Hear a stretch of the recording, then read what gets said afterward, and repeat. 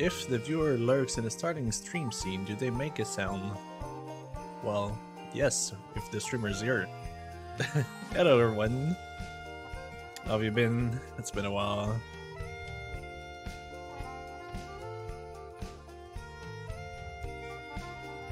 Ah! I like that that emote of yours. Very fun. Alright, so today's a different stream. We're going to do some D&D stuff. I'm gonna introduce you guys to my D&D campaign. I've been playing Dungeons & Dragons for 15-ish years now. I think. Something like that. How was my day? I'll be honest, I've been feeling pretty sleepy before the stream. 15, yes, I'm old. I've been playing since 3.0. I did play a little bit of Advanced D&D, which is 2.0. Man, it's been a while. Attack. Roll for initiative.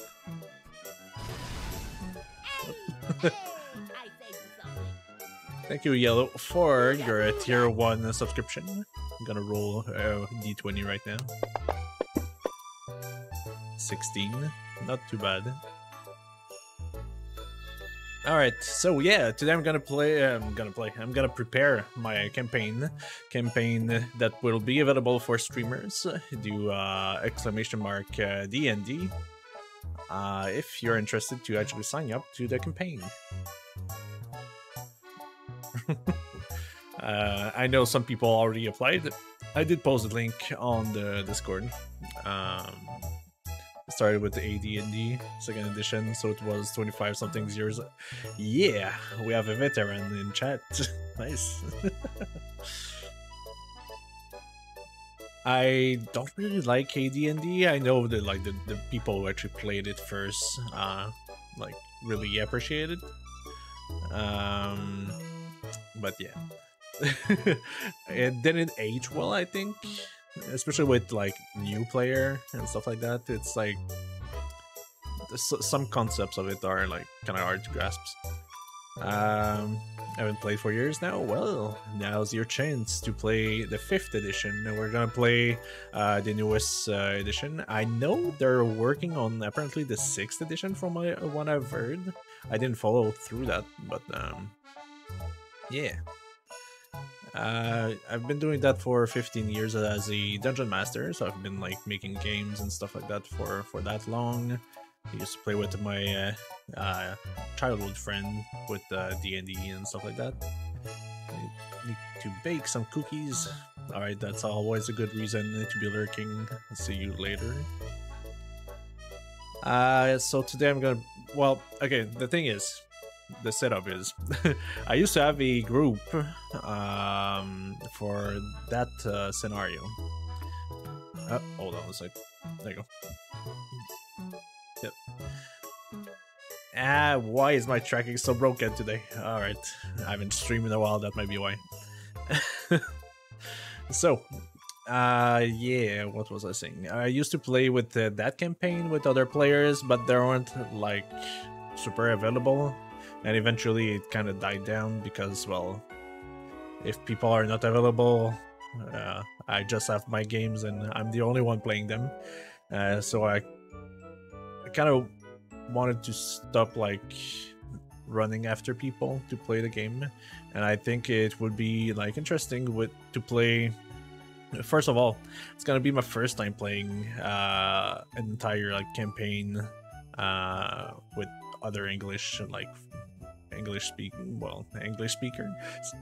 I used to play in French with the English rules, so I guess I won't be too lost. I hope so. I will have maybe to prepare some stuff in advance so people don't feel like too demotivated because I'm stumbling for my words.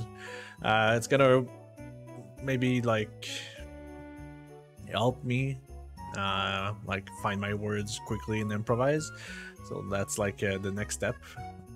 I'll be honest, I'm a bit stressed, but I think it's good stress and like trying to challenge myself once more. What's new with me? I receive some friends over from the US. It's been real fun, and now though the province of Quebec is like closing off because of like the new COVID variant, which fucking sucks. But get vaccinated and get your booster, chat. It's not a reason, even though it's like they're pretty much canceling Christmas when you think about it. But yeah, meanwhile we're gonna do some more fun stuff and prepare D&D for other streamers.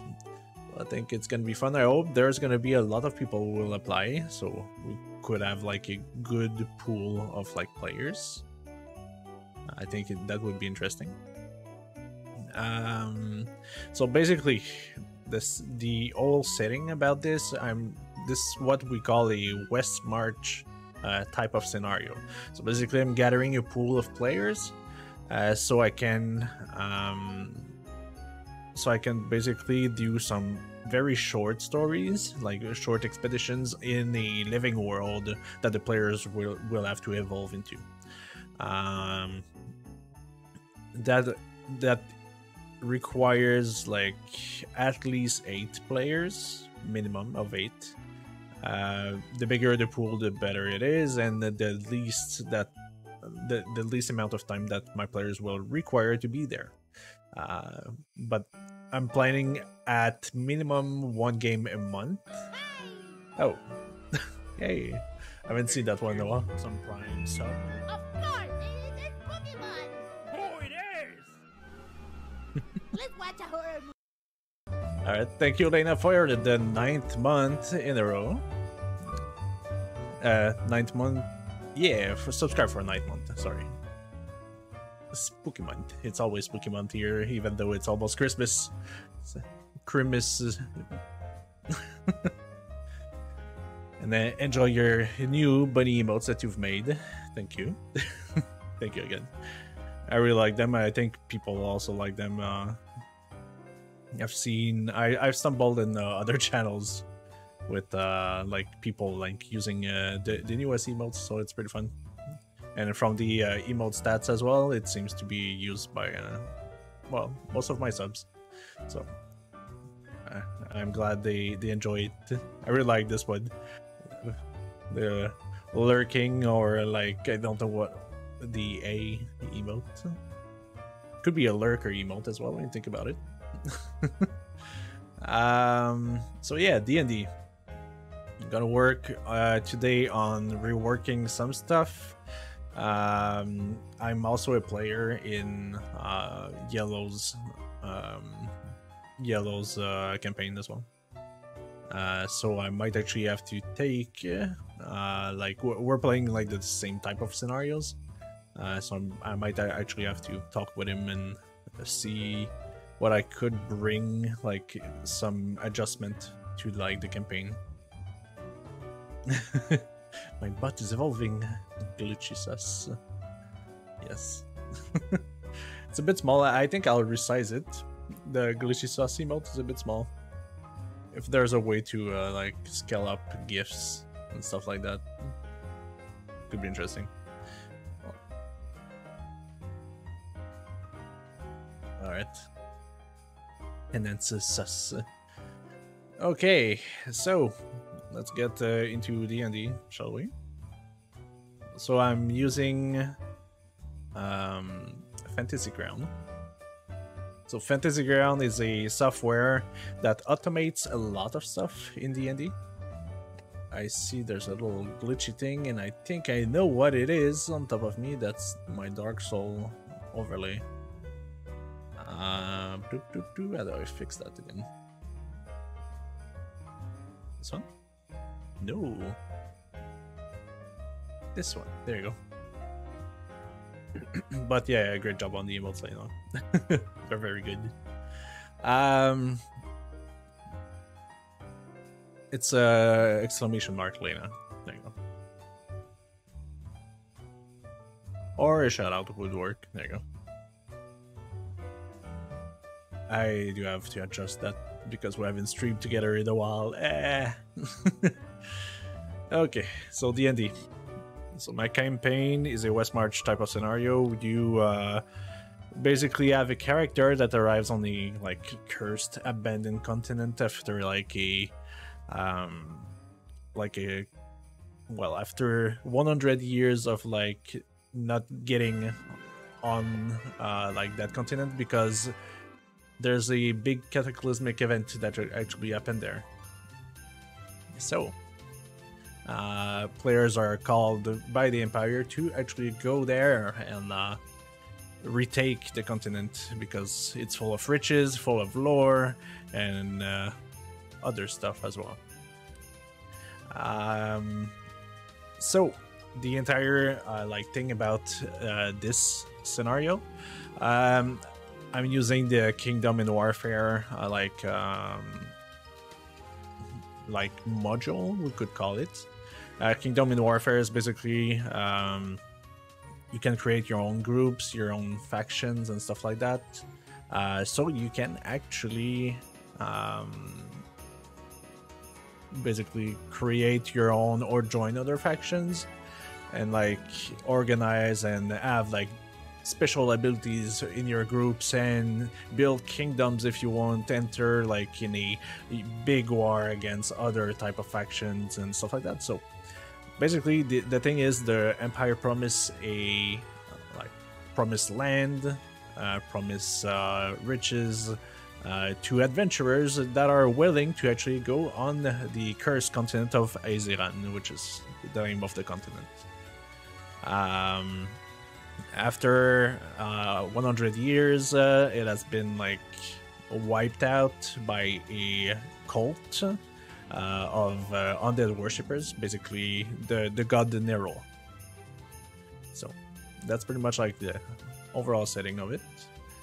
Nero is one of the Greyhawk like divinities, but I do include a lot of things of the D&D multiverse in my campaign. Like I'm picking like from it's like a universe in itself as well.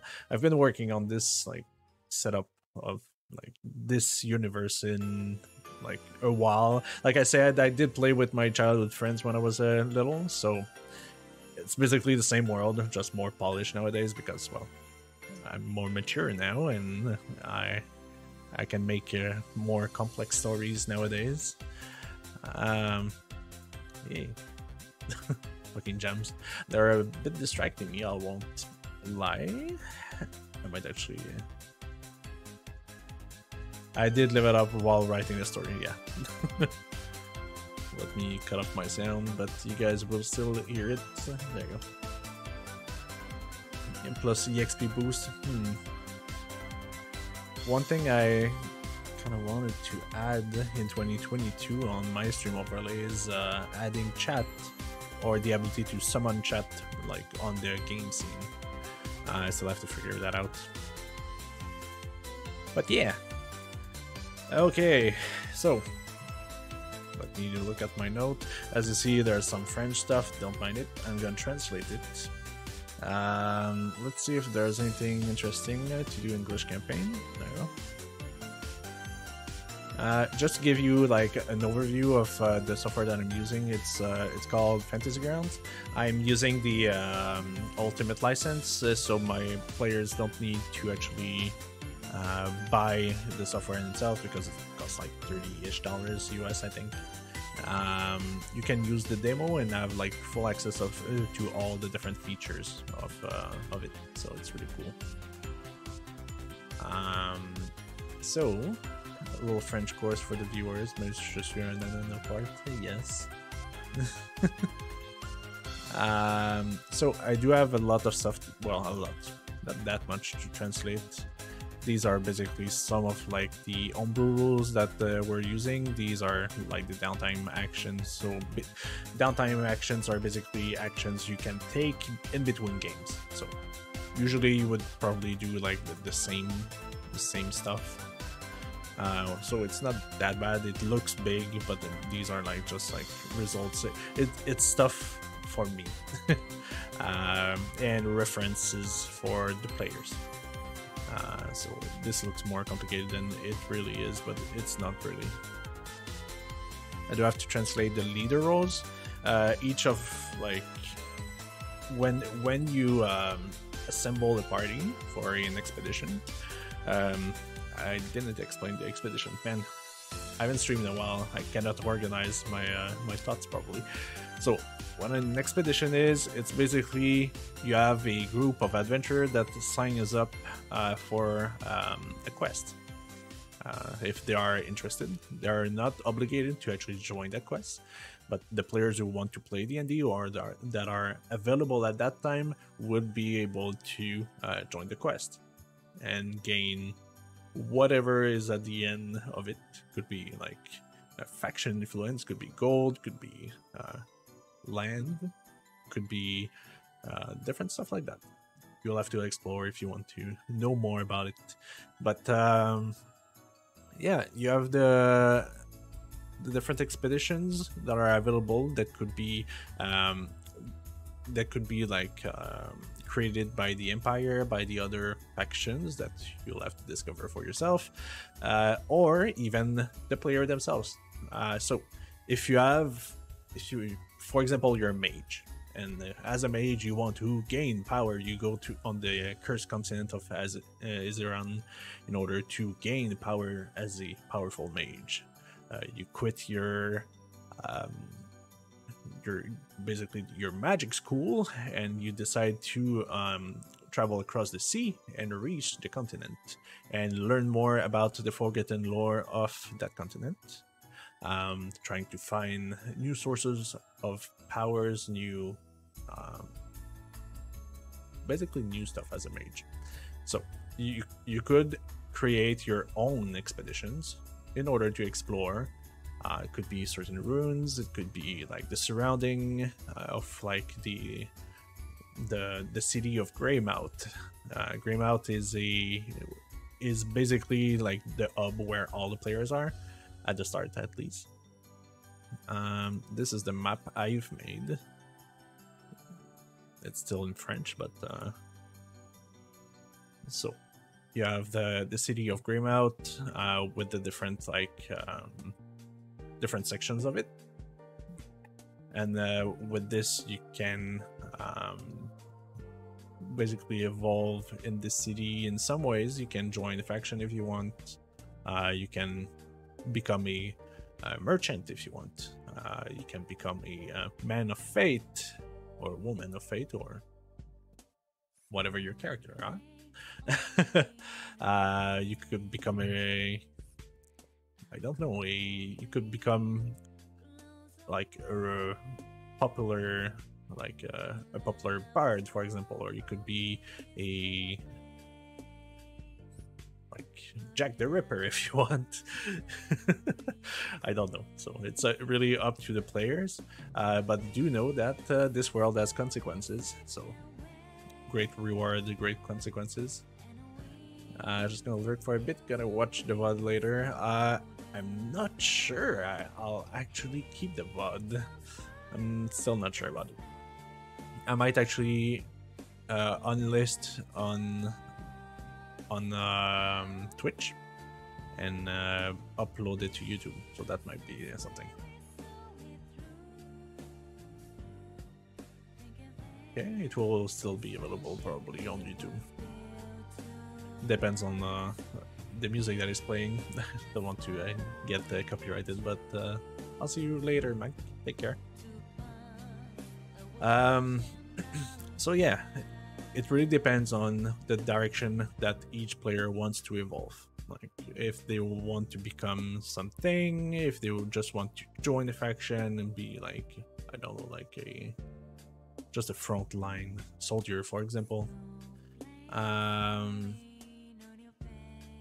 You could become that. So basically it's really like a sandbox game that you could evolve into, and that's like the feeling that I want to give to my player is to evolve in that living world. The map is quite big. This is only just a little coastal city. Let me see if I can find like a quick glance of the map. Dungeons, lore, monster, storytelling, background, world map. Okay, so this was the explored map from my players, but this is the entire map, and each of these hexagons are 12 miles wide, technically. This is the city of Greymouth, so this is where the player starts. But yeah, the map is really big. There's a lot of like secret dungeons, lots of secret lore, other stuff. I was about to maybe give a glance. If you're interested, you can do exclamation DND to get the link to the form if you want. So let me just up the volume of the music a bit. There you go. So I do have to translate some of these.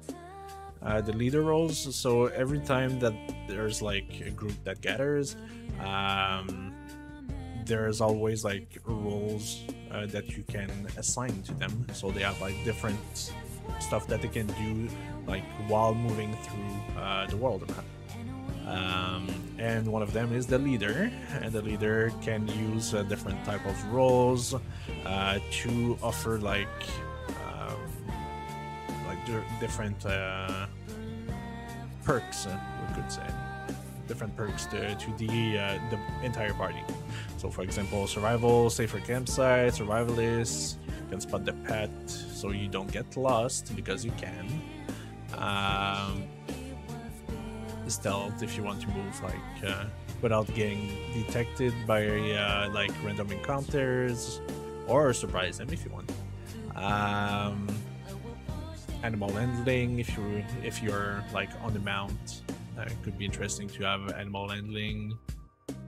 And yeah, the travel roles, so these are like, I need to translate this, but these are the role that each of the players will be able to take. So you have navigation, you have scout, you have forage, you have cartography, you have herbalism, and leadership, which is the leader role we just saw.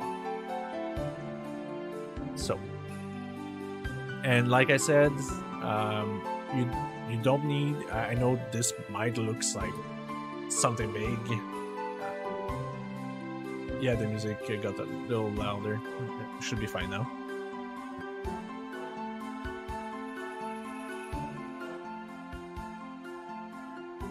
Okay. So basically, if you're a new player, don't worry. I know that's a lot. I know how it can look for new players. You don't need to know all of that. I will tell you do that stuff, and I will explain. So it's like, as a new player, you're fine. I'm gonna basically tell you exactly what your role, and depending on this. So, but what I want to do as a dungeon master, and what I think all dungeon masters should do, is to let your player focus on the element of the story and the element of like maybe the combat or the roleplay elements. Focus on their character and the world around them. Otherwise, it feels like a game. Some people can get some distance away from it, and they're not as engaged as they would be normally as like a player in the D&D game. There's different type of players. It's fine if you're less like talkative. You're just as valid as the other players. But yeah, it's important to play a character that you're comfortable with, but at the same time, it's nice to have a character you can evolve with as a player and as a D&D player overall. So you can basically live through your character these little adventure. That's my philosophy on the whole thing. Some of it will be easy to translate, I think, because most of like this comes from a rule book that I have that are just for dungeon masters. But these are like reference I make public for my players. But yeah, character development, exactly. So not only character development, but player development. Okay.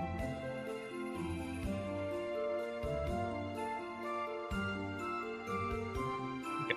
Sorry, I was checking something. So, so this is my like entire mindset for this game.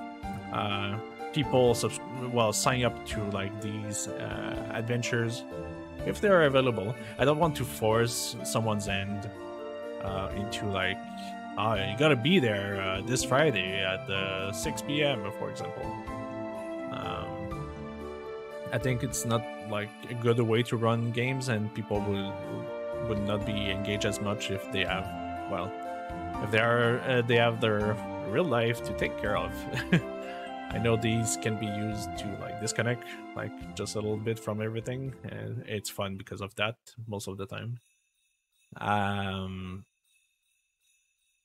But yeah, I don't want to force anyone's hand to be there all the time.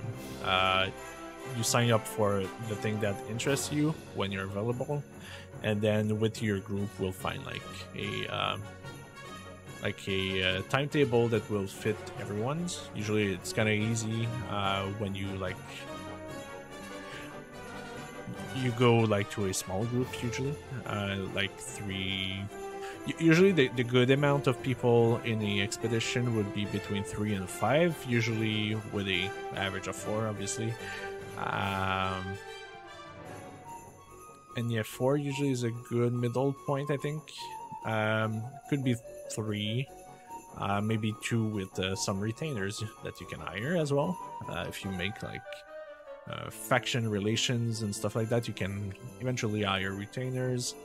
Maybe characters that you encounter during the during your own expeditions as well. You can also invite them. I just wanted to feel like a living world in itself. So that's my whole goal here, and for all the new players, I think it's important to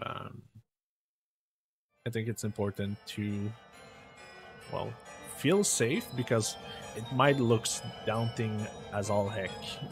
And I know the first time I've played D&D and first time I've played 5th edition, it looks daunting at first, but Fantasy Ground helps you automate like the boring stuff of D&D. So basically I could go and herbalism. So you want to gather herb, for example, to make potions eventually for your character. Usually I would ask you to throw multiple dice. In this case I would just ask you to throw one, and the rest will take care of itself. So I do have a let me see, that story, it's tables. You gotta remember how to use this thing. Herbalism supplement.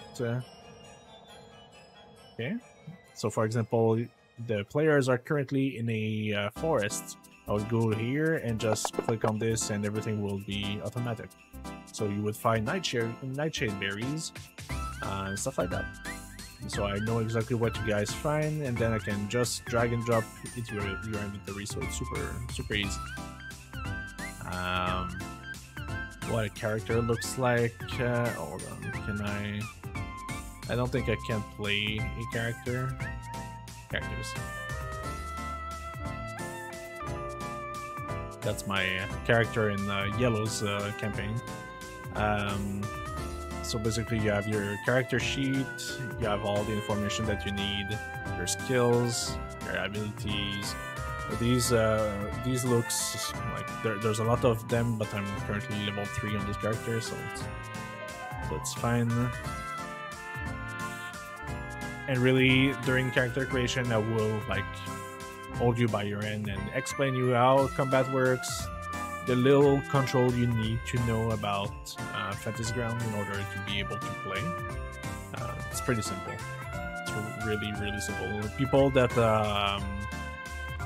that didn't have like any computer experience before, they've been able to use that software, so I think you should be fine. I did play a few expeditions with them and it was fun. So, what a map actually looks like, I did show you the map of Greymouth, which is my main city. But I can actually show you what a battle map looks like. Let's see, forest. There you go. So you have this one. So players basically can move around in this, can create a grid automatically. There you go. And then you can drop like the player tokens on there. Hold on, still not used to this character because they actually updated this to have like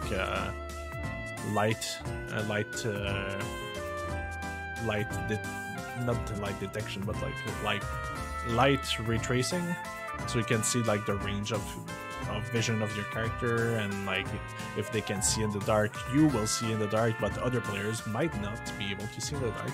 So that's a really cool part of Fantasy Ground Unity. It does that. Let's see, so I can drop, for example, a token here. There you go. And then here. So characters can move around. And so that would be like a normal view for your characters in Fantasy Ground. It's pretty much always a overhead map. Other than that, I'm gonna like give like the different players the ability to see different like scenaristic background and inspiration that I'm pulling like inspiration from and stuff like that. If you have any questions, by the way, feel free to ask. This is a AMA FAQ type of stream, so I'm doing this stream to answer your questions. Yeah, there's a lot of similarities between all the different like the different software that you can use. If you've used Roll20, you shouldn't be too lost. The thing that Fantasy Ground does that is really cool, that I still have to experiment with, since they actually updated to Unity instead of like their old version. You can add like layers, so I can add a layer of rain if I want. So now you see there's like a shader with rain. And then I could modify the intensity, the amount, the speed, the direction. I could make a mask just for certain areas. I could add another FX layer and make a time of day, so I can make it like nighttime. There you go. Only with a simple click you can make your own like map nighttime. So this is really cool depending on like your scenario. Oh, your player like your players arrive late at a location. Oh, you only add a daytime map. Well, just add a layer like that and it's nighttime now. That's amazing actually. And yeah, so it's really cool little software.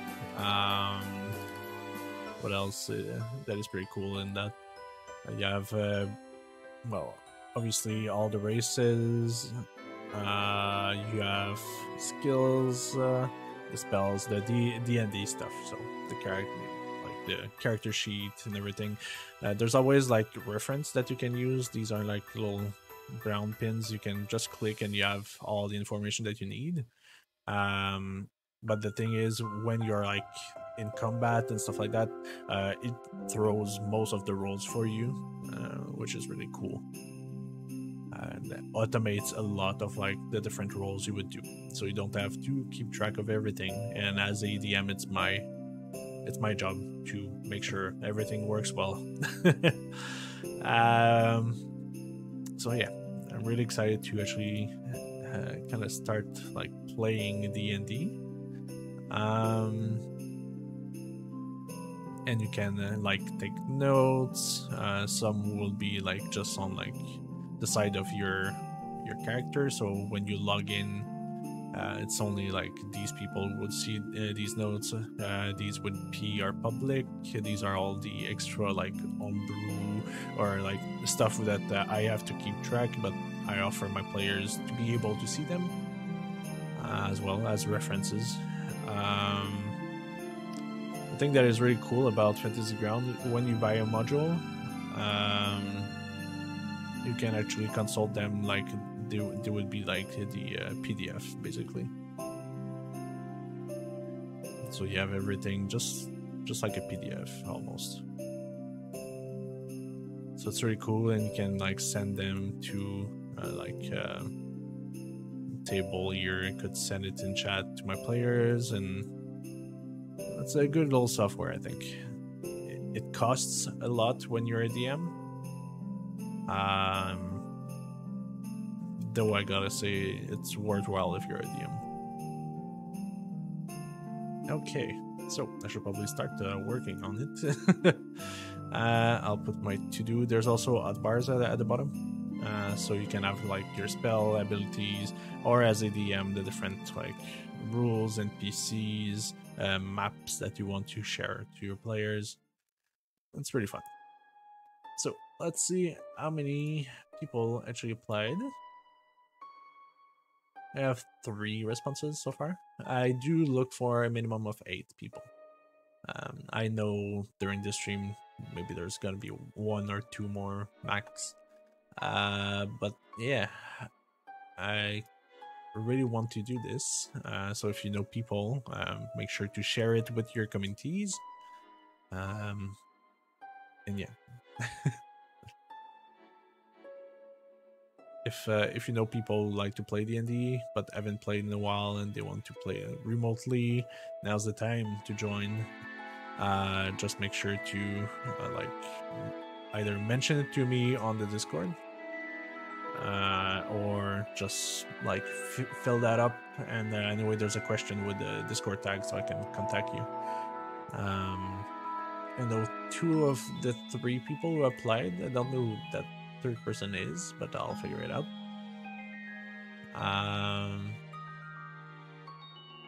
So far we do have quite the variety amongst the different players, so that's really cool.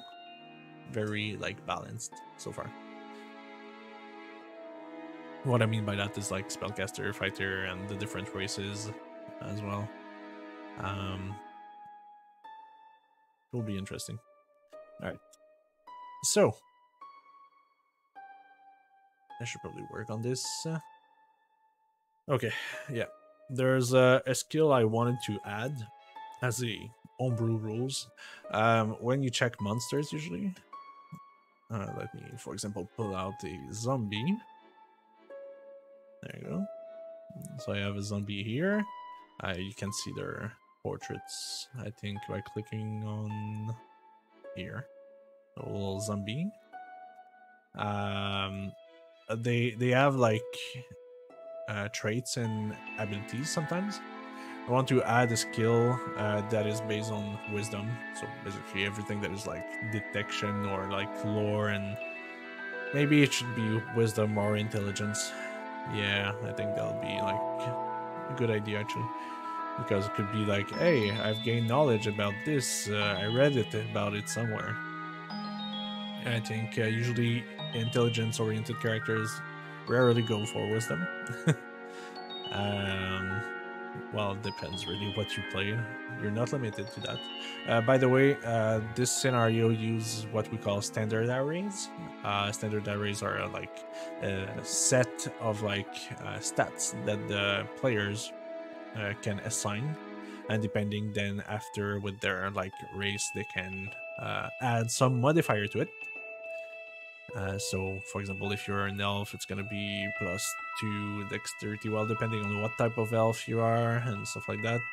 If you're a kobold, it's gonna be +2 dexterity, and I think that's about it. They what they have now. Thank God they don't have like minuses anymore. Jesus, it was something.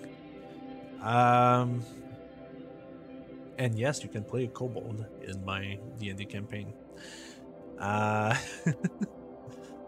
Kobolds are fun. I'm playing a kobold in the Yellows campaign, so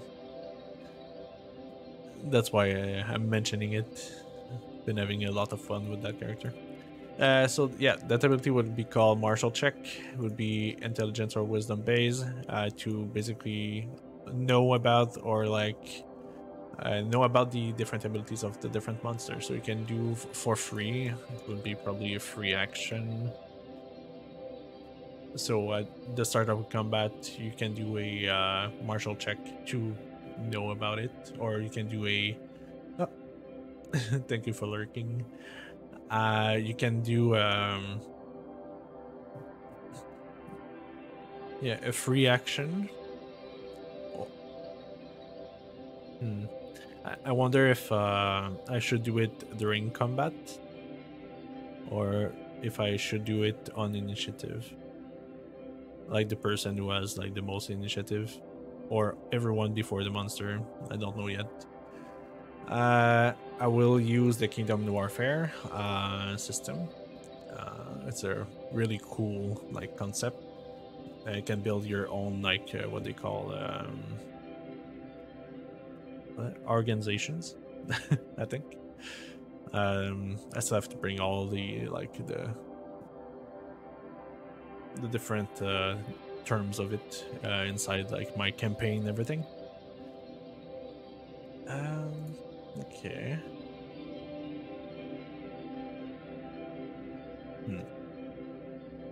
And I have to adjust the rate for downtime according to, well, Yellow's game.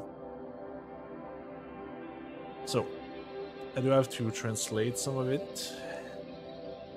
I should probably just bring like the PDF. No, you guys don't see that good. Files. D&D. Okay, let me have a look. That's PDF. Right, D&D 5. So, for the downtime actions, I use where is it? I use a rule from that's not it. Not Unearthed Arcana, Xanatar. Yeah, Xanatar Guide to Everything.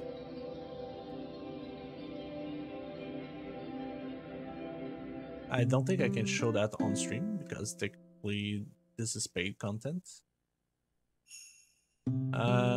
Let's see if I can find downtime. These are all in English already, so downtime revisited 123.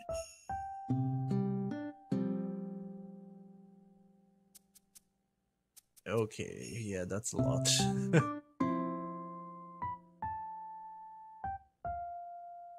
Okay, so basically your character has like spare time in between games that you can use. It is at the rate that the dungeon master allows you to gain time. So basically, the DM will tell you you have like an entire week of downtime now for your character, and you can spend it whenever you want. Actually, you just DM your DM. You just basically send me a private message that you want to do your downtime, and we'll do it. It's pretty fast usually. when you're available. And within that like time frame, you can like craft, you can make potions, you can do crimes if you want. You can gamble, you can do gladiator combat, you can do the list is pretty. You can do research, you can do investigations. You can do research to actually find story hooks, or research for a magical item template or stuff like that. You can do research, everything that is not like faction based or like that doesn't affect other players in some ways. You can do research about. So if you found like a book that you can't read, if you found runes in ruins that you don't know about, you can study them. Basically, everything that you can find in books, research is for. Investigation is the opposite. It's investigating about like story element, other players. It could be investigate other factions, what they're doing. Could be investigate an area for basically to unlock certain quests. So yeah, so it's really like pretty open. That's what I really like about that system. So you can craft magic item, you can do crime, you can do gambling, you can combat, you can just like relax.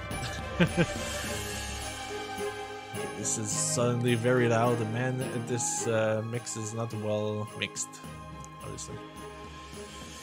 Probably cozy. Sure, I can do that.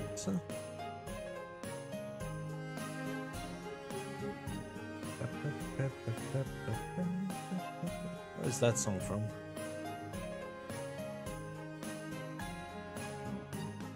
There you go. Animal Crossing New Leaf. Okay. It's Toy Day, it's Christmas. Okay, so or you can do like services to organizations or factions, depending. It could be like religious services and martial services. Yeah, you can create parchments. If you are a spellcaster and you have everything that you require, so your Arcana skill, for example, you could spend your spell slots that you would usually have, and you can create parchments. And you're okay. So the way it works, I have homebrew rules. Homebrew rules. Whoa, jeez. Actually, like inverse my word there. So you can, with homebrew rules, basically a short rest is a long rest is a week rest, and the extended rest is a month rest or a season. I still have to decide that. But so basically, the spellcasters, some of them usually restore their health during not health, their spell slots during like short rest or long rest. Short rest usually is 1 hour, but in my campaign it's 8 hours. So because like the influence of like the cursed continents and everything, so there's a lot of like management with your different spell slots, items. There's a lot of like action economy you have to think about, and I think it makes it more interesting. And because like the expeditions are short, I think it's important to balance it out like that as well, from a like meta standpoint. So yeah, it's important to balance, because otherwise your spellcasters will just be like spell cannons, and your expeditions will be over quick, and I would just have to make it harder for you guys. And if I make it harder, well, the spellcasters go down in one hit usually, so it really depends. You gotta be careful with that as a dungeon master as well. But yeah, so that's a homebrew rule that is with this campaign. What else do I have with the homebrew rules? Oh shit, Kuro. Hello, hello raiders. Welcome, welcome. Thank you for the raid. We're currently talking about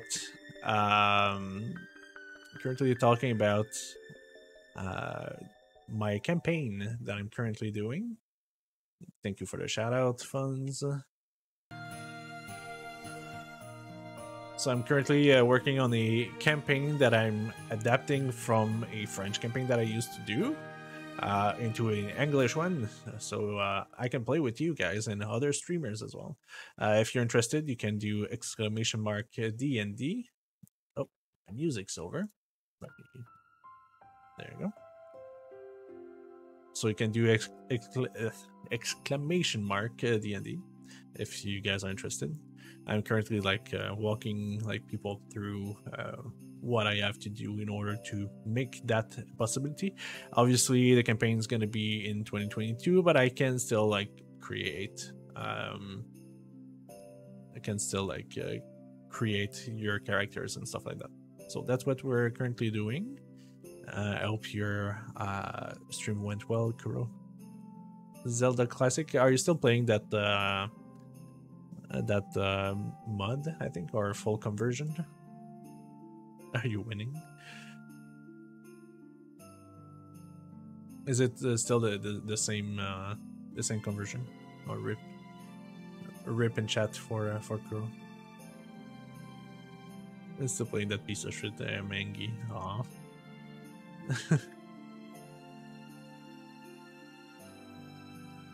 There you go. A rip for you.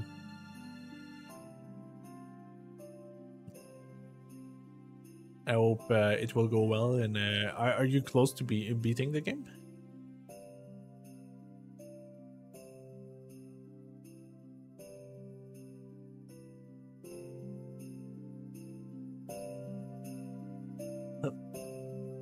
Yeah.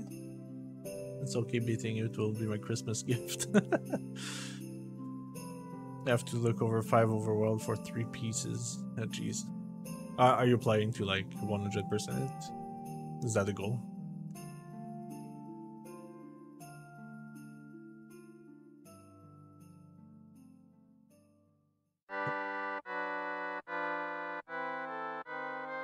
After the game just forces you, really? Jeez. Yeah, that sounds like a chore.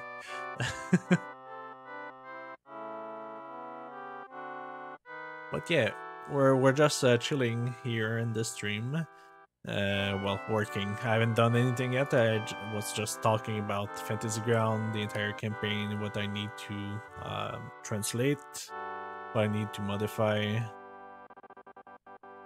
Yeah, bunny chill vibes, huh? With Animal Crossing music. And yeah, basically this campaign will be like open-ended.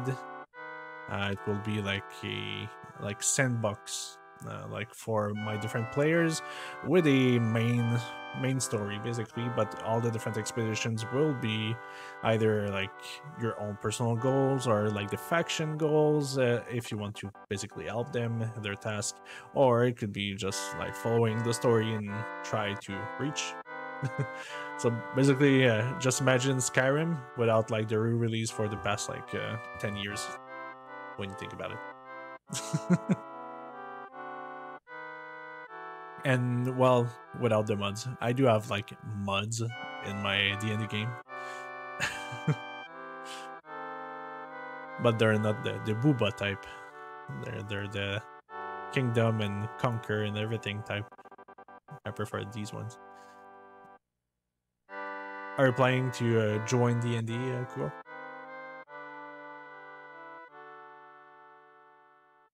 I do need a pool of 8 players. Like I mentioned before you arrived, basically it's a sign up to whatever quest you want, and these quests last usually for 1 to 3 sessions. So if you don't have time during a certain month, well, just don't subscribe to any of these quests. If you're free and you want to play D&D, just like sign up to the different quests available. It really depends if well, if they forward your character's goal, if they interest you as a player. You do what you want, basically.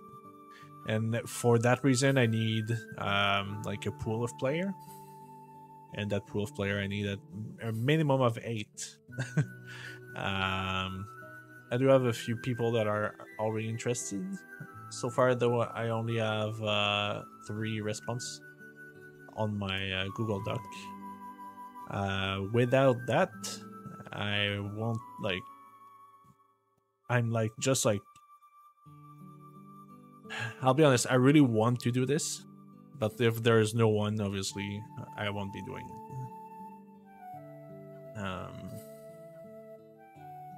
I know there's a few people that are interested, but like it really depends on like the overall like response.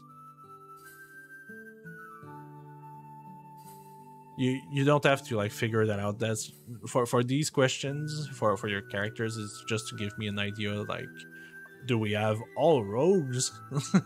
Do we have like only fighters? Do we have only mage? Is it balanced?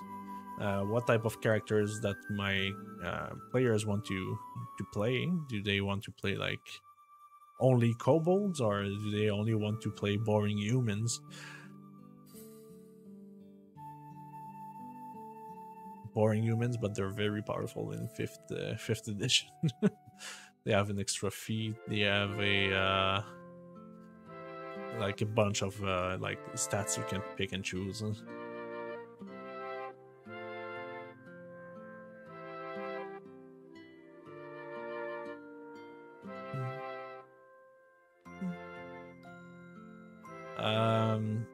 So yeah, what am I gonna do on stream? So I have to figure that out. I didn't have a plan doing this stream. I just wanted to stream. God damn it! I haven't streamed like in more than 2 weeks now. I kind of want to do a stream before Christmas. Because, well, it depends. Like with the recent like news, I'll know after this stream actually. After these news, well, everything's closing down in Quebec. Like, they don't even want people to see each other for Christmas. So depending on that, I might not actually go out to see my parents and stuff like that. So I will have more time on my hands. Probably do a Christmas stream if that's the case. That would be fun. But yeah. If you're open to play whatever, well, just so you have like a small idea of like what you want to play, just like the overall archetype. You don't need to know a background. We could figure that out while like creating your characters. And by the way, all of you guys are like free to stream it whenever you want. I will be streaming it, obviously, but feel free to stream it as well. Content. A cutie bean with plus 30 charisma. Yes. That's a cute emote. Why have I not seen that emote before? Is this one of your new emote, Crow?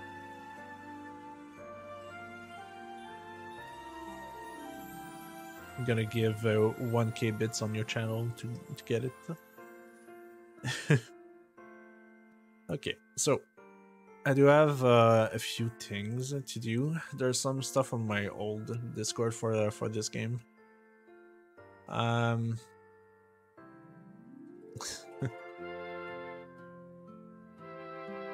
just want to post something real quick. Self promo.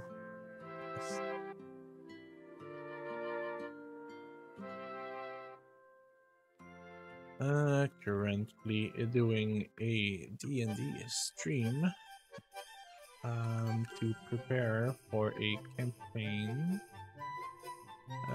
with multiple streamers. Feel free to join and ask questions if you are interested. New players are welcomed. There you go. Let me do that on Maple, like shameless plug and stuff promo. Maple's Discord. Guilty self-promo. There you go. Just kidding, by the way. I do like people who self-promote on in the correct section on the Discord. A squirrel hunter. Play a ranger with like I forgot they called like the one of your enemies that you pick is a squirrel. Dire squirrel hunter. The overall feel of the campaign is like I do like Dark Souls and Bloodborne a lot, as you might have guessed because I've been playing it like non-stop on my stream recently.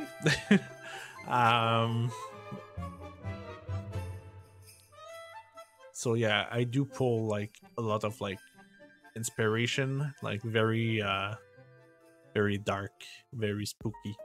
Like, just give you an idea, let me find like the background like that I had. Storytelling background, like this is my vibe for that D&D campaign. It's very dark, very like grim. Some of the scenario will be like horror oriented, I guess. Abandoned village, dark forest, stuff like that.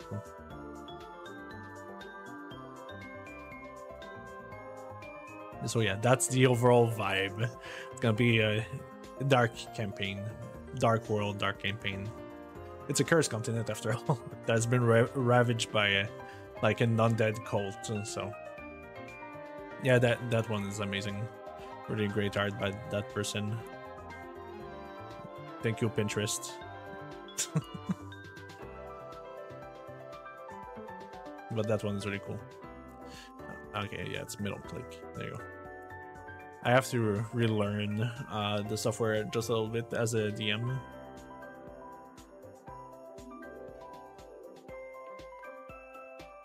But yeah, that's the overall feel I'm going for. There's a plenty of lore, like stuff like that. Pretty cool. Beautiful chest head, but skeletons, yes.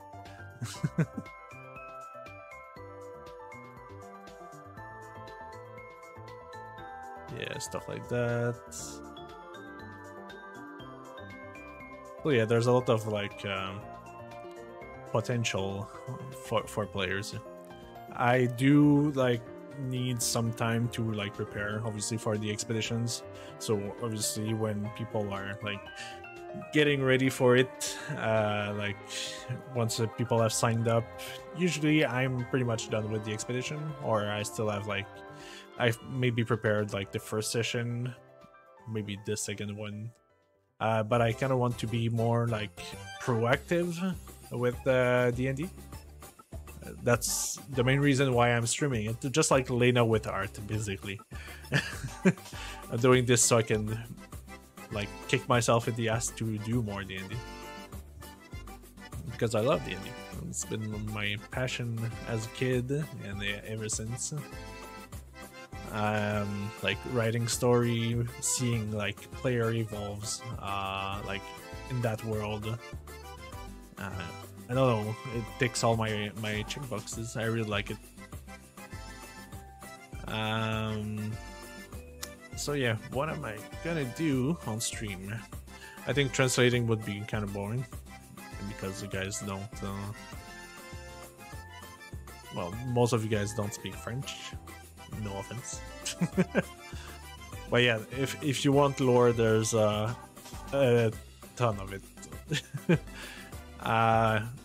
Some of it is written in on my computer, but also in the cloud, just so I don't lose everything.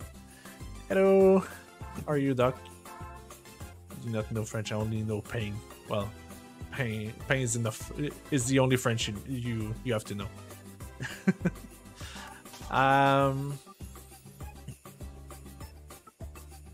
Okay. So, oh yeah, about that. I have items, and yeah, I'm kind of crazy. I have some books as well that I've written for the lore, and just to like give you an idea.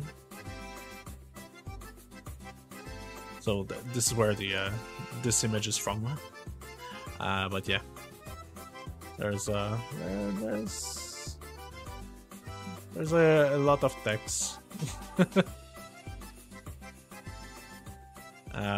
There's even like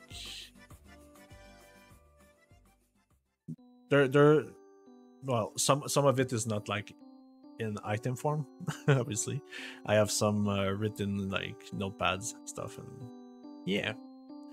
Spoiler: there's no difference. The French dictionary is scary even for French people. Yes, and the verb conjugation like book. What the fuck are they called again?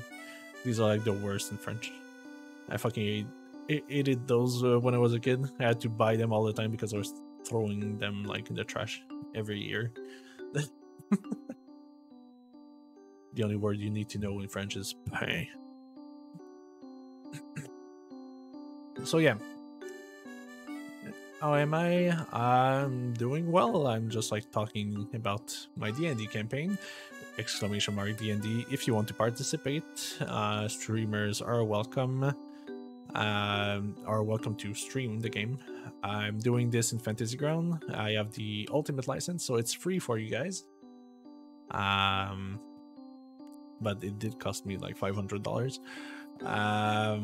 Exclamation mark D&D to fill the form, to basically so I can contact you, can invite you in like the Discord and stuff like that.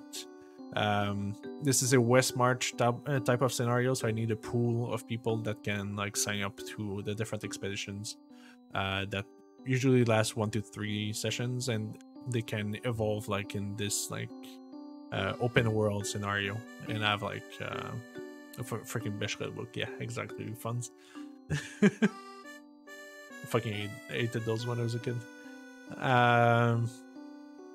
And yeah, this is like an open scenario after like a cult of the undead has like wiped an entire continent that the Empire was like once controlling, and 100 years later the Empire gets back to that continent to conquer it back, and everyone starts in the city of Greymouth, which is the main city. And there you go, the city over here. I still have to translate most of these. There you go. So the city over here is like the main hub for the players at the start. Don't worry, I'll translate this. So yeah, so that's the city of Greymouth, obviously inspired by not the Tolkien, but inspired by Lovecraft. And as you've seen from the vibe that I'm currently outputting with the image I showed you guys, yeah, Lovecraft is a big inspiration. So yeah, if you're interested, exclamation mark D&D to apply with the Google form. Let's see if there's any new responses. Not yet. If you don't know what type of like characters you want to play, it's alright. Just like do no idea. There's a little thing at the bottom you can select to say no idea. Or you can like specify any others. That's fine. So if you're interested for D&D, that's pretty much it. Most of the work that I still have to do is translating. I will start in 2022 during the month of January. So It's close by. I just need enough players for this. Trying to finish this texture on the new arm. I haven't seen your new setup. I know you were working on that, Doc, right?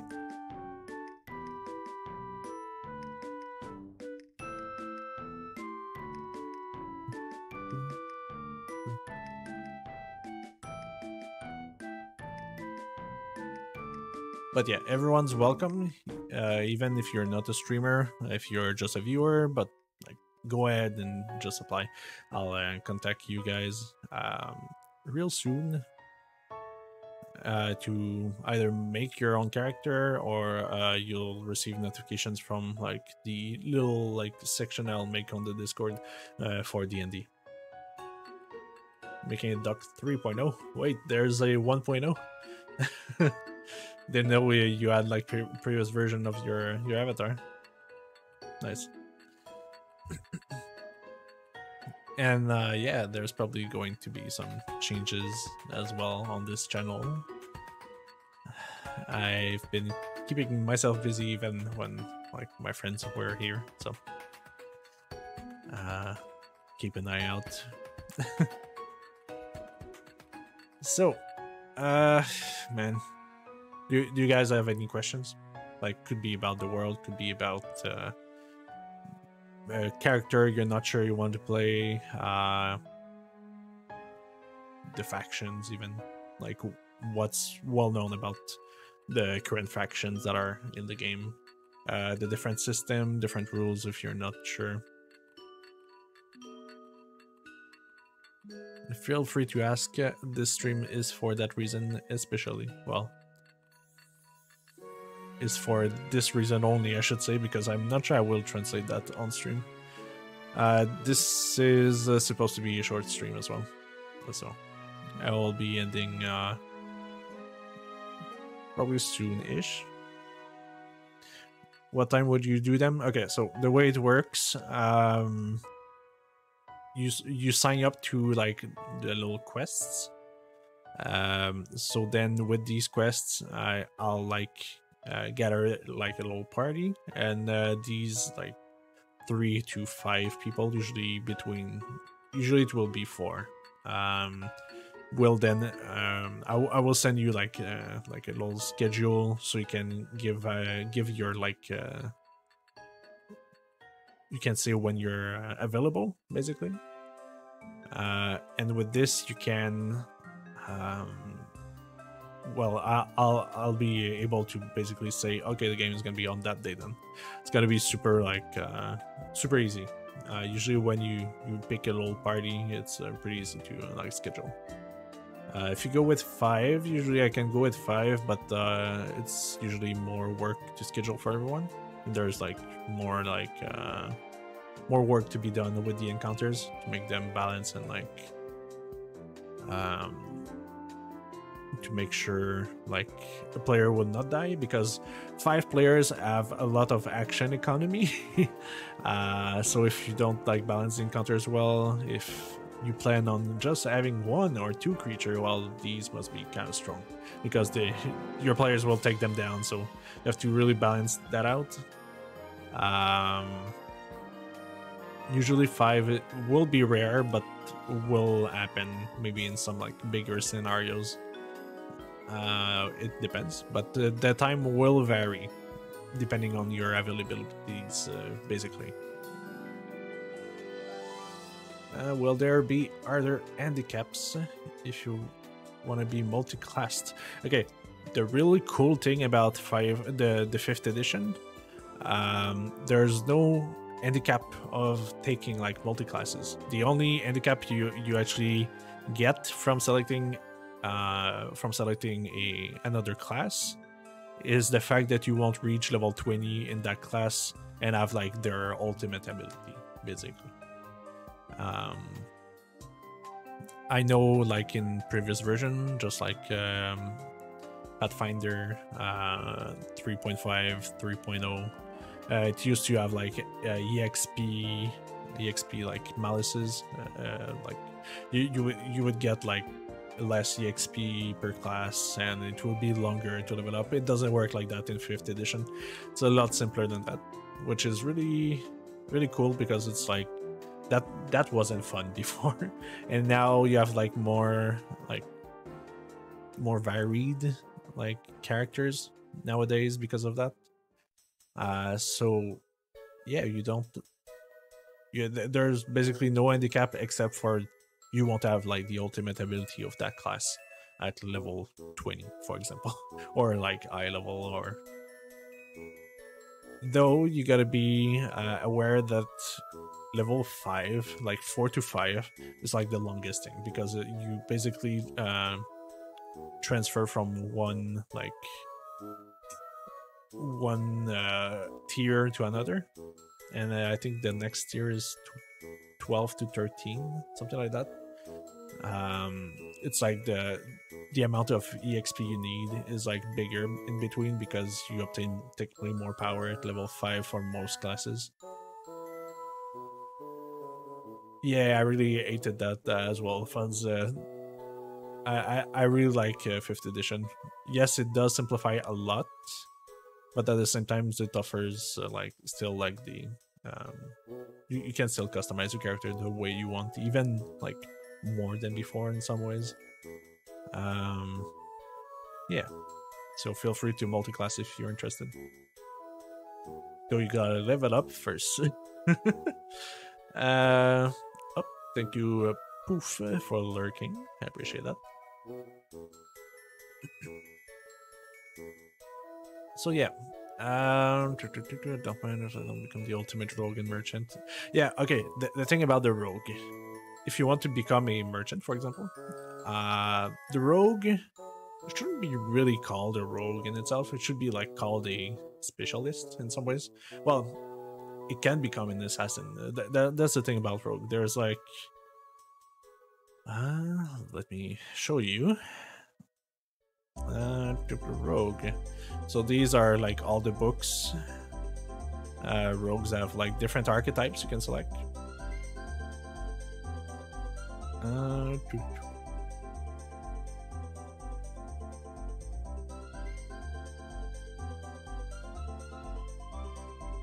Thief, assassin. So they have like all these archetypes, like the roguish archetypes.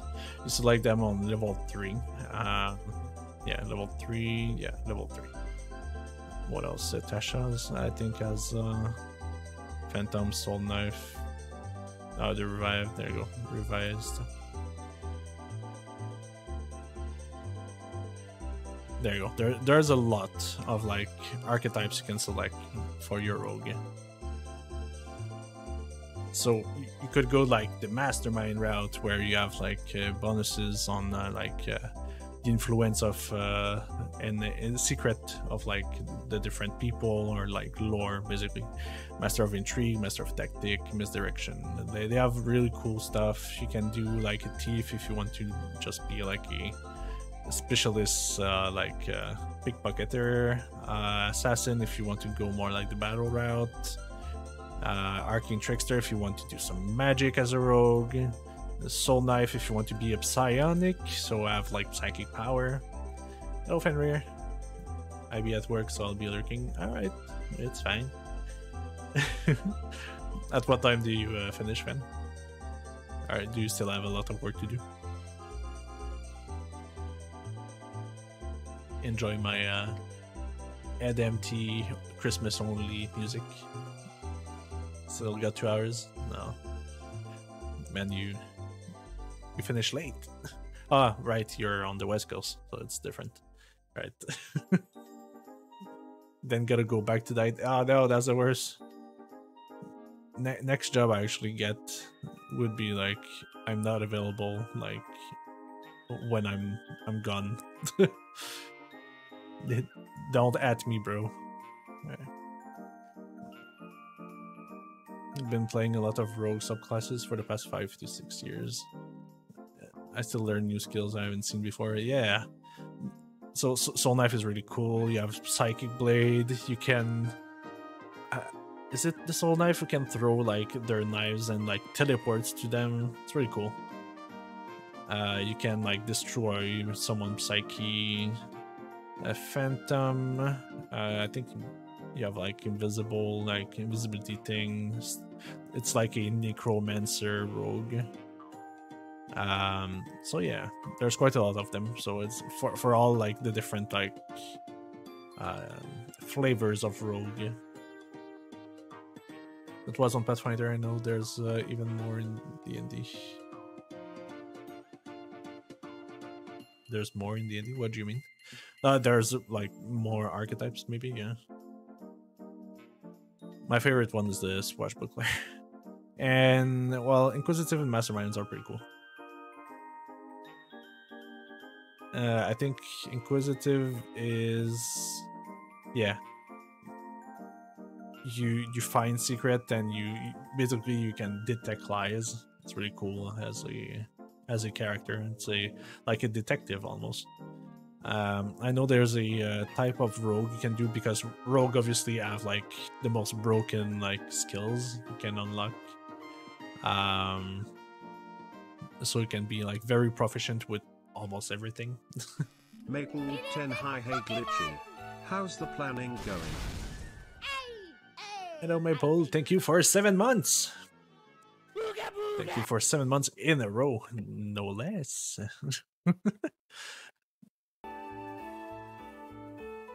I should have a no less counter now. But thank you for your support. I appreciate that. So, how goes the planning? Well, I was thinking about like working on stuff, but I kind of realized that it's mostly like translation. So it's kind of boring. So I'm just like talking and answering questions right now about D&D 5th edition. If you have any questions, feel free to ask. Unless you're still working. Don't want to bother you while you're still working, if that's the case, like Fenrir. Otherwise, enjoy the Christmas music. Don't know if you can hear that properly on stream. There you go.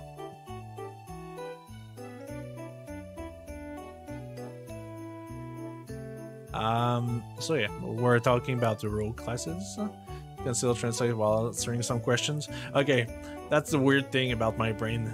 I cannot do something in the same language. Like if I do like, I can write something in English and listen to something in French, or I can listen to something in English while writing something in French. But I can't do like English and answering questions. It's super hard for me, I think. I really have like to focus on one, especially English, because well, it's not my native language. Because technically my mind goes to, okay, how do I say this in French? What do I want to say? Okay, translate it that way. But then if there's like an extra layer on top of that, forget about it. I'm gonna break. But yeah, at the same time, it's almost like, feels kind of like a superpower when you talk to language. Like you can do like stuff in parallel, but in different language. It's really weird. It's really hard to explain. Like you can like keep track of 2 conversations at once in 2 different languages. Well, I have that like I don't have any trouble like doing that. It feels like. But yeah. By the way, Maple, if you do exclamation mark at D&D, never mind. You've already answered. Right. Okay, let me refresh. No new answers. All right. But you did already answer. Were you the one who wanted to play Tabaxi, or were you the one who wanted to play as the Leonin? Can I see individual answers? Individual. I can. Okay. Okay, so you were the Tabaxi boy. Are you going to play the pink Tabaxi that you've planned in your other game, or do you want to bring back your Tabaxi? Because I think your character died, right, in the other campaign.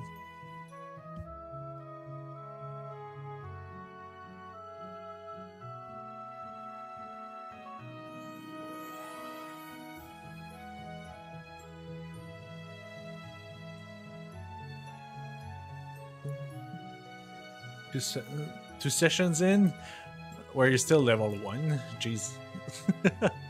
What did you do to kill your character like that? Okay, that's the thing. I usually like TOH. Tomb of no, TOH. Tomb of Annihilation. Yeah, yeah, that's a good answer, I guess.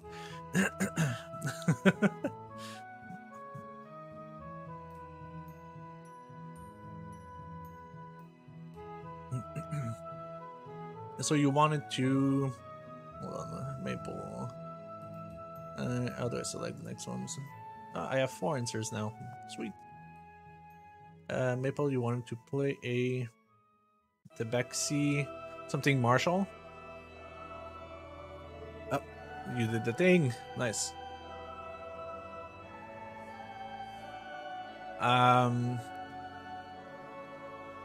Okay, so you wanted to play anything that was martial. So, do you have like any like questions about maybe the class you might want to play, or do you have overall questions of what type of class am I offering?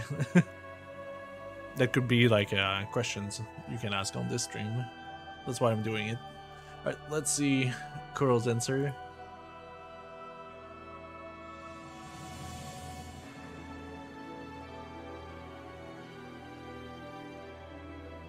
I didn't know you played the previous version.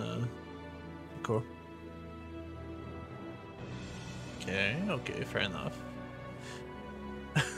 It's pretty funny because so far 4 out of 4 like the question about what's your main goal, it's discovering the lore. So I gotta work. Well, there's still a lot of lore in it, but there's gonna be more effort to put into the lore so far, I think. Yeah, so, well, understandable. I like between my switch between 3.5 and 5th edition. I didn't play 4th edition. It took me like a few years before actually getting back into D&D. Even though I really like D&D, I just didn't have the people to play with.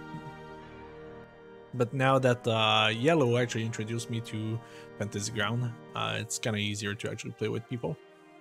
And I've joined Fantasy Ground like 1-2 years ago. Like on Yellow's campaign, it's been really fun. Has it been 2 years already? It feels like it was before COVID, so 2019 in November. Yeah. It's been 2 years, what the fuck? Where has the time gone?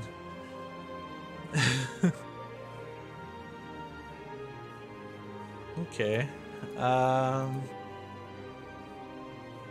Okay, I'll keep track of this.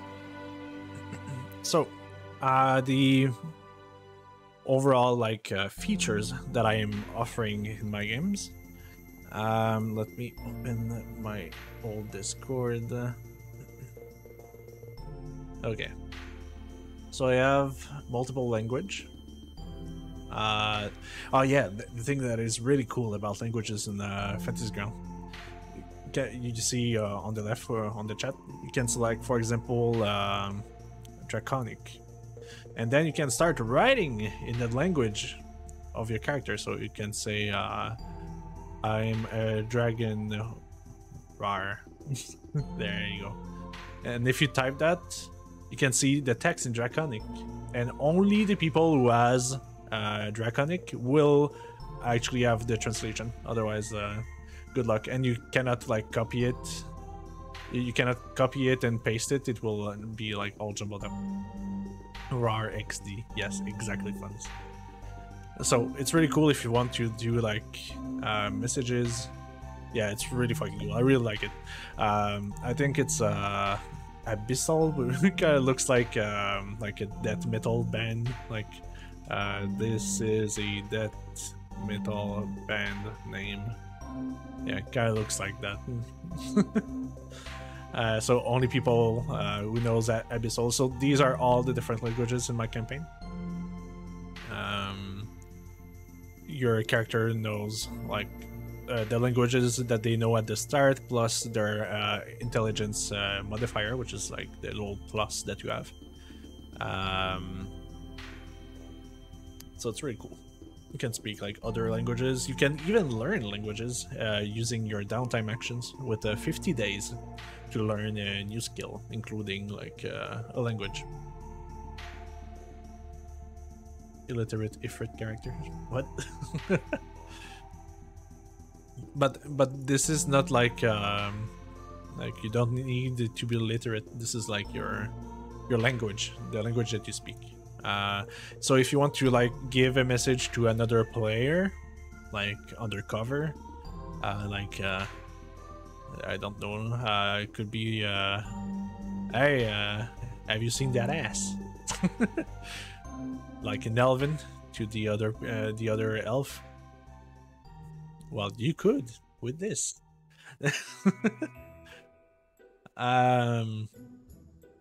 So yeah, it's a really cool feature that you can't have in a like overall like person to person D&D experience. So I'm like kind of like leaning towards Fantasy Ground now.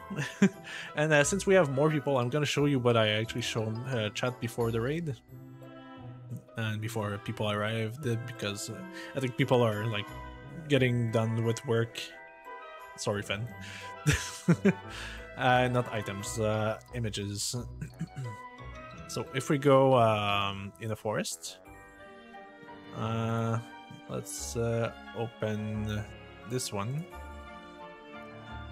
So you have the forest here.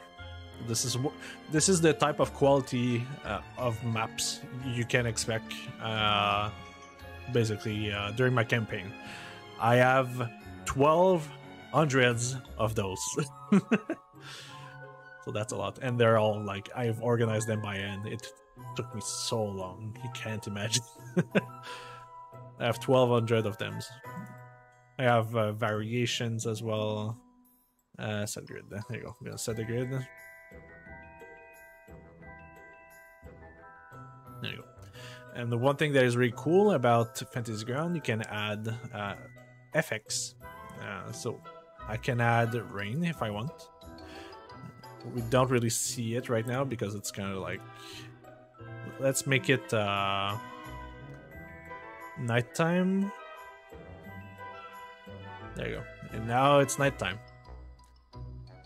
So as a dungeon master, you haven't prepared a like a map for your players, like a nighttime map. While they arrive late at the certain location, the map is like fully lit. No, you can now apply time of day, which is really cool. I can add another FX. It could be like rain. So you see there's now a shader with rains that actually hits the floor and everything. It's really cool. Could make it more intense. There you go. So now it's a rainy day. It's really cool. You can add fog. Mist. Whoa, not that fast. Hold on.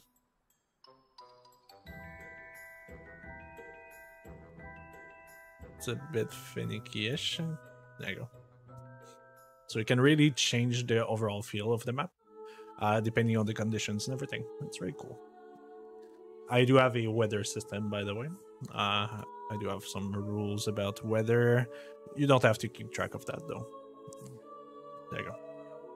They have clear skies, light rain, light snow, heavy snow, wind, temperature, and they have like different effects on the game.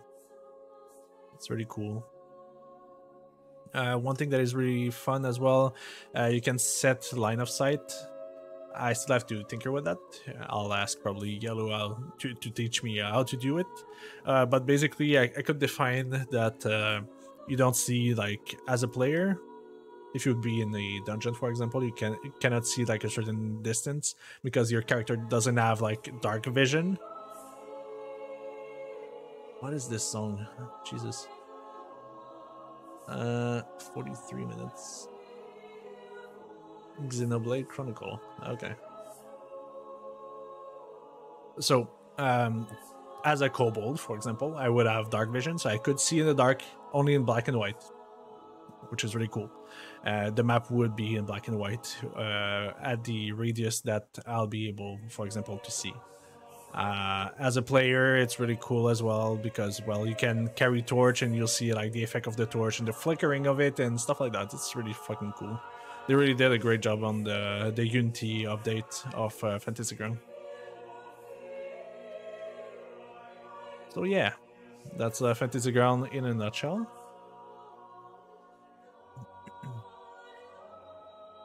You can also have table. This is for like people who wants to gather plants to make potions and sell them either to other players or to like NPC merchants.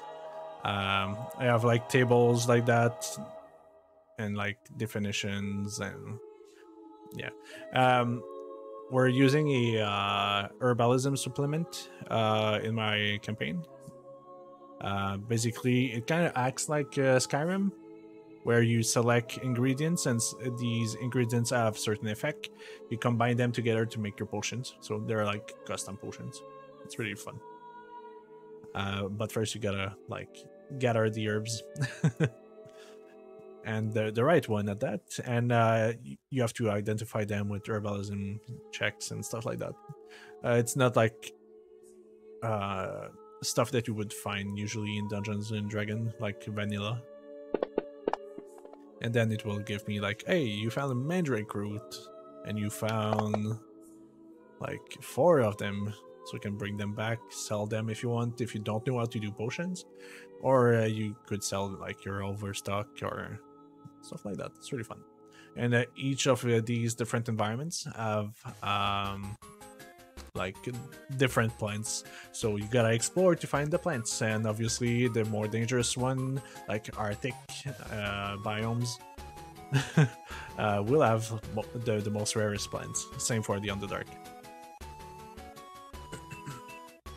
So yeah, there's a lot, but as a player you don't have to keep track at all like of that stuff. Like I said, my philosophy is like letting like the player enjoy their character and the story, and not like have to like stumble upon all the different fucking rules in the game and like all like how everything works. The only thing you need to know is like how battle works if you don't want to die.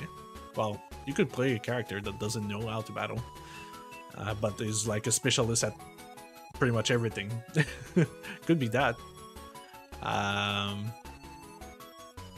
But yeah, I think it's pretty fun. It's a fun way to approach D&D, and with like the availability that you guys have, we can make something pretty cool from that. So yeah, if you guys have any other questions about, could be about the software, could be about the world that I'm building, could be about items, could be about encounters, how everything works, and feel free to ask. I'm there for this reason. And I'm drinking my beer while doing this. It's a good Schoffenhofer. It's a grapefruit wheat beer mix. That's a German import. Pretty good.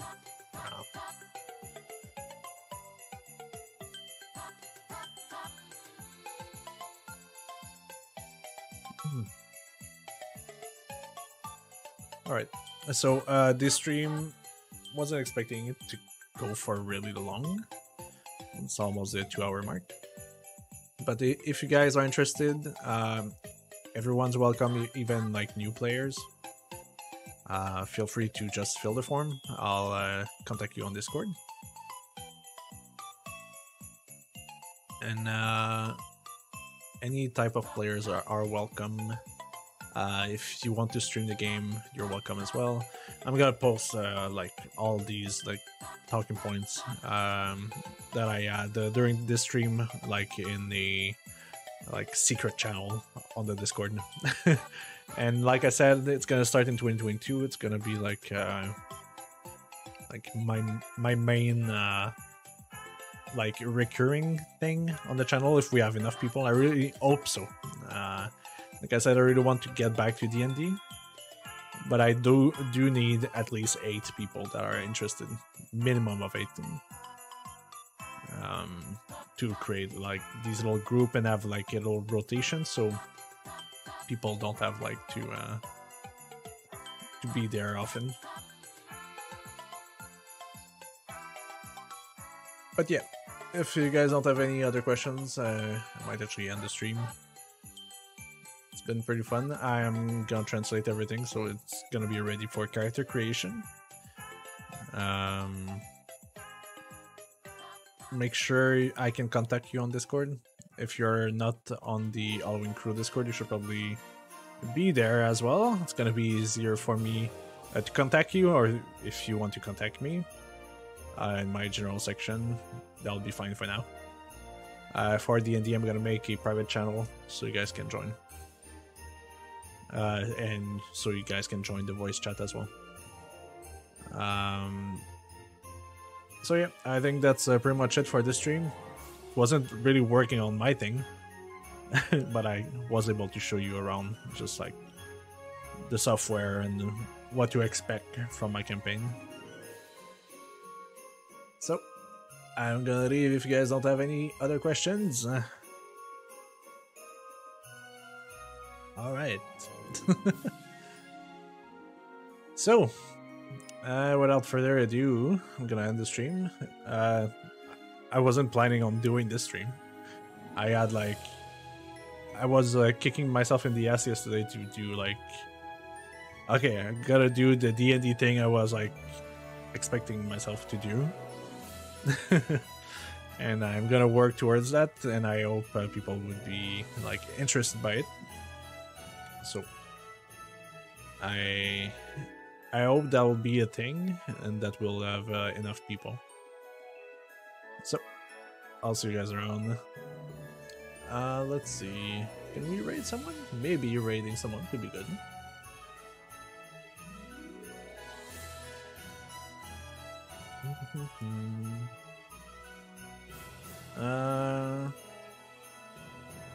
Something chill.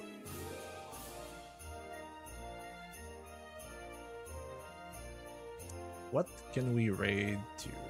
Darius is playing Resident Evil Village. That's not chill. Though there's a tall lady. Nice. Popsicle? Stardew Valley? Let's see. Wild Abandon. But please, guys, let's stay for the raid. Gotta raid someone real quick. Yeah.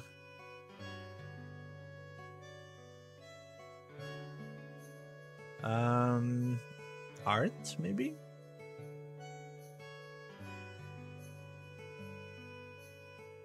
Arc, no.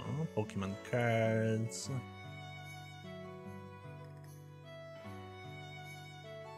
Another glitch? No. There's only one. No, just kidding. Only one glitch. That's enough.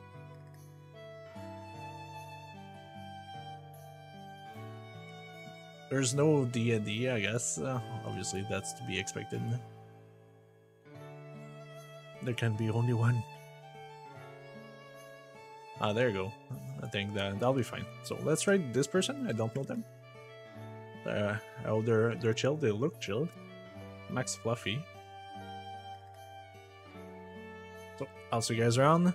I'll keep you updated on my stream schedule during or after Christmas, depending on what COVID happens in Quebec, because they're restricting people like Christmas and everything. So I might actually have to stream to hang out with you guys on Christmas for those who don't have anything to do like me, probably.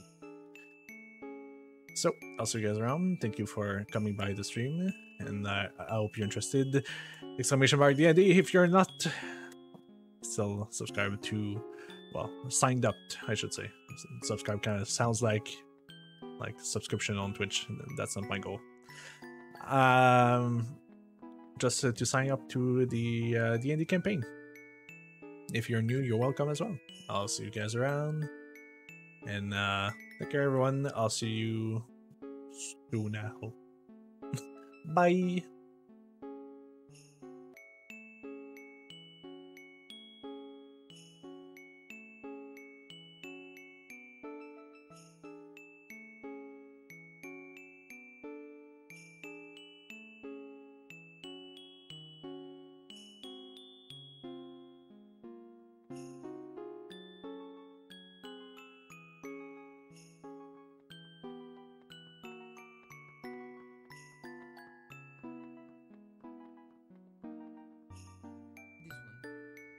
100. Okay, perfect. Glitchy.